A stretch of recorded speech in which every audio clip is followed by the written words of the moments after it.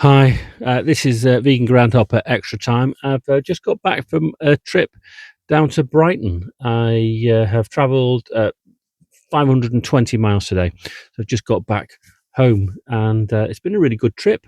It's really a beautiful part of the world, Brighton and the South Downs. I hadn't really been aware. I forgot as well just how hilly it is down there. I don't know why. It surprises me each time I've been to Brighton how hilly it is. A quirky thing about the ground is because it's out of the centre of Brighton, and it's in probably a village called Farmer. It's not really close to anywhere, and parking is limited. And I think that was an issue when the ground was given planning permission way back when.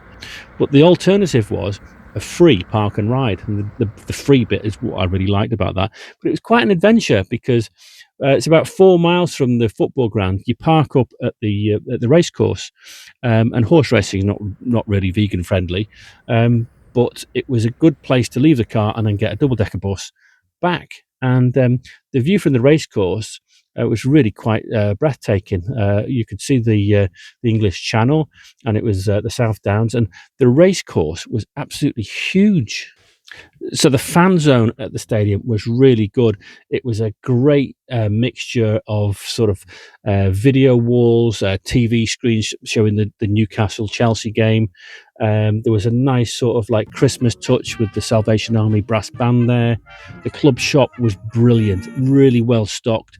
Loads of good things in there if you're a diehard Brighton supporter. So the game itself, Sunderland were the better team. They've had a fabulous start to the season, Sunderland, and they are punching well above their weight in terms of a newly promoted team.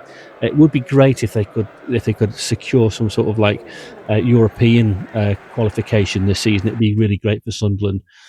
Brighton were a little bit disappointing. They didn't have a focal point. They didn't have a striker. Danny Welbeck wasn't fit. So some of the supporters around me were kind of complaining about the lack of a recognised centre forward as they were played. And in all fairness, for the first, I'd say 70 minutes, Sunderland were by far the better team, created chances, and, well, they couldn't convert any of them.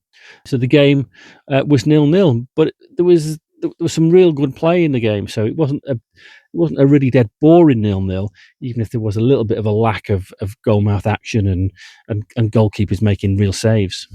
Well, I have a friend who lives in Chester but supports Sunderland, and for the last couple of seasons we've been to a Sunderland match because that's his team. So last season we went to see Queen's Park Rangers versus Sunderland at Loftus Road. It was 0-0. The season before, we went to see Swansea City versus Sunderland. That was 0-0. So today, my mate wasn't with me, but I went to see Sunderland down at Brighton. And well, what do you know? It was 0-0. So I'm getting quite sick of Sunderland. I don't ever want to see them again.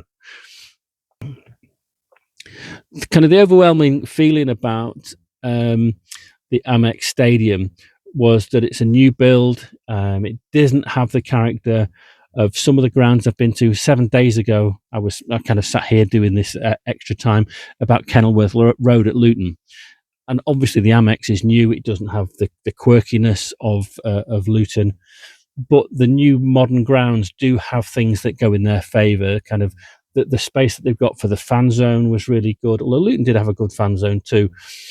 But the inside the stadium, it was very well appointed with lots of refreshments and the modern way of having beer delivered to you or decanted to you. Real quite cool how that was.